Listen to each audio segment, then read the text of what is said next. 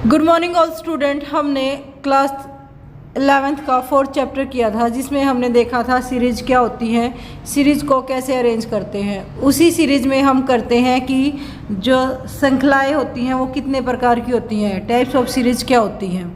तो types of series को दो भागों में बांटा जाता है, इंडिविजुअल सीरीज जिसको हम बोलते हैं व्यक्तिगत श्रृंखला, फ्रीक्वेंसी सीरीज डिस्ट्रीब्यूशन आवर्ती वितरण श्रृंखला।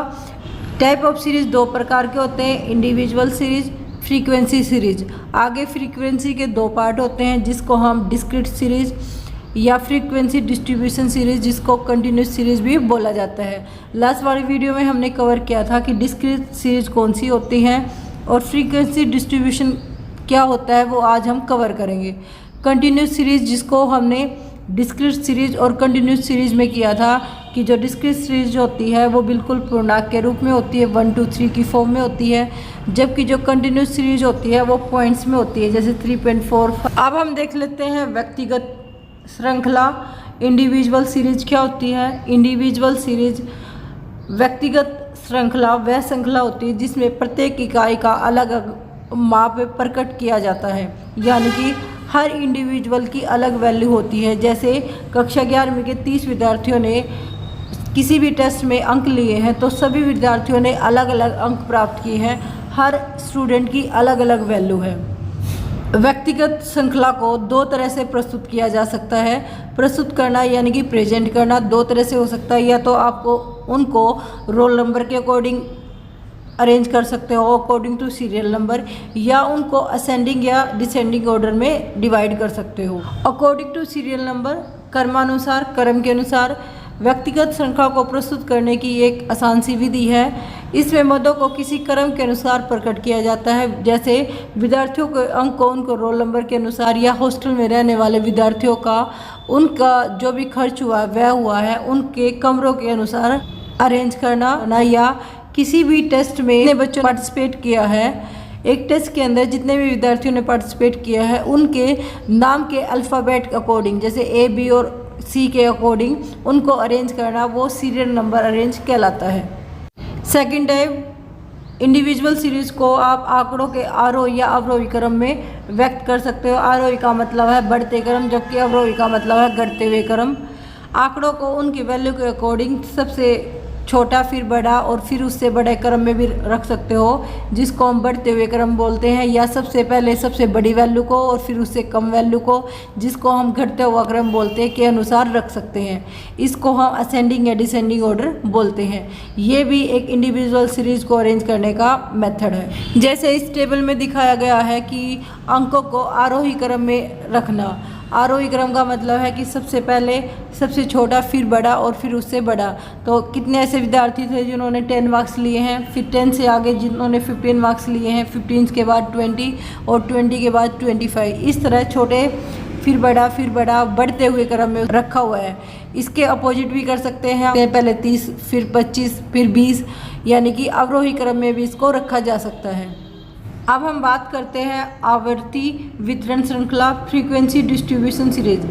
पहले हम देख लेते हैं फ्रीक्वेंसी किसे कहते हैं। फ्रीक्वेंसी का मतलब है कोई भी वैल्यू जितनी बार रिपीट होती है वो उसकी फ्रीक्वेंसी कहलाती है। फ्रीक्वेंसी जिसको हम आवर्ती बोलते हैं, किसी सांख्यिकी समूह में एक मद, एक वैल्यू जितनी बार भी आती है, अर्थात जितनी बार वो रिपीट होती है, उसे उस मद की आवर्ती कहा जाता है। Frequency is the number of time an item repeats itself in the series. जब हम अवलोकन ऑब्जर्वेशन करते हैं तो हम देखते हैं कि कई वैल्यू है, कई मूल्य है, वो बार बार आते हैं, तो उसको ही हम फ्रीक्वेंसी कहते हैं।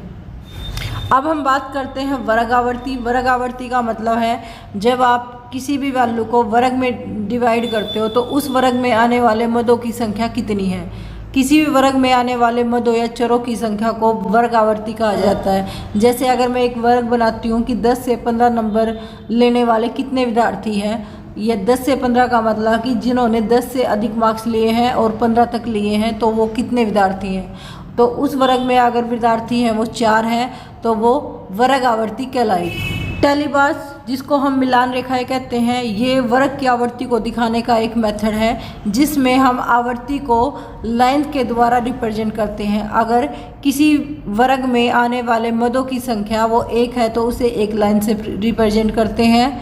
अगर 2 है उसकी वैल्यू तो 2 लाइन, अगर 3 है तो 3 से, अगर उस मद में आने वाली जो इकाइयाँ हैं वो 4 है तो उसको 4 से रिप्रेजेंट करते हैं। लेकिन अगर 5 हो जाती है तो उसको हम क्रॉस कर देते हैं, जिसको 4 एंड क्रॉस मेथड भी बोलते हैं। जिसको काउंट करना आसान होता है तो इसको सिंपल 5 गिना जाता है।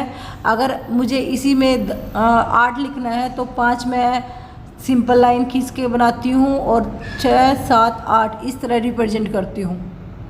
इस टेबल से समझाया गया है कि कैसे फ्रीक्वेंसी डिस्ट्रीब्यूशन में हम मिलान रेखाओं का प्रयोग करते हैं। जैसे कि 10 अंक प्राप्त करने वाले जो विद्यार्थी हैं वो 4 है, विद्यार्थियों की संख्या है वो 4 है तो उसको हम 4 लाइन से रिप्रेजेंट कर रहे हैं। लेकिन अगर 15 अंक लेने वाले जो विद्यार्थी हैं वो 5 है तो हम उसके क्रॉस का साइन प्रयोग करते हैं। अगर 20 अंक लेने वाले विद्यार्थी 8 हैं तो हम उसको रिप्रेजेंट करते हैं 5 + 6, 7 और 8। ऐसे ही इसको आसानी से रिप्रेजेंट किया जा सकता है। अगर फ्रीक्वेंसी 10 है तो हम उसमें क्रॉस का साइन प्रयोग करते हैं। जैसे आप 10वीं कक्षा में भी देखते हो, 10वीं में ये साइन होता है, ये 10 को रिप्रेजेंट करता है। अगर 11वीं करनी है तो यहाँ एक डंडा एक्स्ट्रा लगा देते हैं। ऐसे ही 12वीं है तो इसमें 2 लाइन लगाते हैं जिसको 2 रेखा बोला जाता है। ऐसे ही अगर मुझे 9th करनी है तो 9th में 10 में से एक माइनस इस साइड लेफ़्ट की तरफ आप एक डंडा लगाते हो। अगर प्लस है तो आप राइट साइड करोगे, +1 हो जाएगा, 11 हो जाएगा। अगर 10 में से एक माइनस करते हो तो वो 9 हो जाता है। ऐसे ही अगर फ्रीक्वेंसी 20 है तो आप 10 + 10 2 बार क्रॉस का साइन करोगे। 30 है तो 3 बार करोगे। ऐसे ही अगर आपको 29 लिखना है तो आप 10 + 10 20 + 9 29 रिप्रेजेंट करोगे।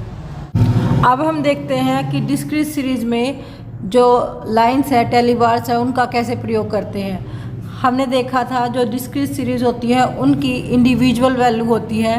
प्रत्येक मद का निश्चित माप होता है जिसको स्पष्ट रूप में रिप्रेजेंट किया जा सकता है। डिस्क्रीट सीरीज की जो वैल्यू होती है वो पूर्णांक के रूप में होती है, उसको आप 1 2 3 4 के रूप में प्रेजेंट करते हो। तो देख लेते हैं कि टेलीबार का प्रयोग इसमें कैसे करते हैं।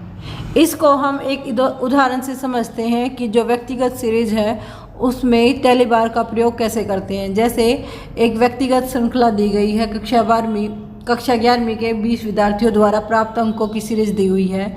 तो जो विद्यार्थी हैं उन्होंने जो अंक प्राप्त करे हैं वो 11, 12, 14 इस तरह अंक प्राप्त किए हैं। हमें इनको असेंडिंग या डिसेंडिंग ऑर्डर में अरेंज करना है। तो हम सबसे पहले जो सबसे छोटी वैल्यू है उसको देख लेते हैं। तो इनमें से जो सबसे छोटी वैल्यू है वो 11 है। अब हम देखते हैं जो 11 है वो कितनी बार है। तो 1 2 3, तो 11 है वो 3 बार रिपीट है। इसका मतलब 11 की जो फ्रीक्वेंसी है वो 3 है, जिसको हम टेलीबार में 1 2 3 की फॉर्म में रिप्रेजेंट करते हैं। देख लेते हैं 12 अंक लेने वाले कितने विद्यार्थी हैं। तो 12 अंक लेने वाले सिर्फ एक विद्यार्थी है तो यहाँ हम 1 रिप्रेजेंट करेंगे। ऐसे ही अगर हम देखना चाहते हैं कि 12 के बाद 13 जो कि सीरीज में अवेलेबल नहीं है। अब हम देखते हैं 14 अंक लेने वाले कितने हैं। तो 14 अंक लेने वाले 3 हैं। तो आप यहाँ अंक 14 लिखने के बाद टेलीबार 3 होएंगी और फिर आप उसको 3 रिप्रेजेंट करोगे। इस तरह इसको आप एक टेबल फॉर्म में बना सकते हो। जैसे ही आपकी बुक में दी हुई है कि 11 अंक लेने वाले जो विद्यार्थी हैं वो 3 हैं, उसको आप 3 लाइन से डिनोट करते हो। 12 लेने वाले 1 हैं जिसको आपने एक मिलान चिन्ह से रिप्रेजेंट किया है, और जो 14 है वो 4 हैं तो आप उनको 4 लाइन से शो कर रहे हो। अब हम देख लेते हैं कंटिन्यूस सीरीज जिसको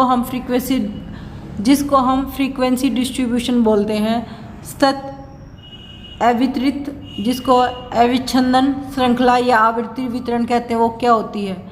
सतत श्रृंखला वह श्रृंखला होती है जिसमें इकाइयों की निश्चित माप संभव नहीं होता, इसलिए उनकी कुछ सीमाओं में प्रकट किया जाता है। ये हमने लास्ट वाली वीडियो में भी कवर किया था। जो वैल्यू होती है वो पूर्णांक के रूप में नहीं होती है बल्कि पॉइंट्स के रूप में या भिन्न के रूप में होती है। जैसे 3/4 या 4/3 भिन्न के रूप में होती है, जिसको या हम पॉइंट्स में रिप्रेजेंट करते हैं, जैसे 2.5।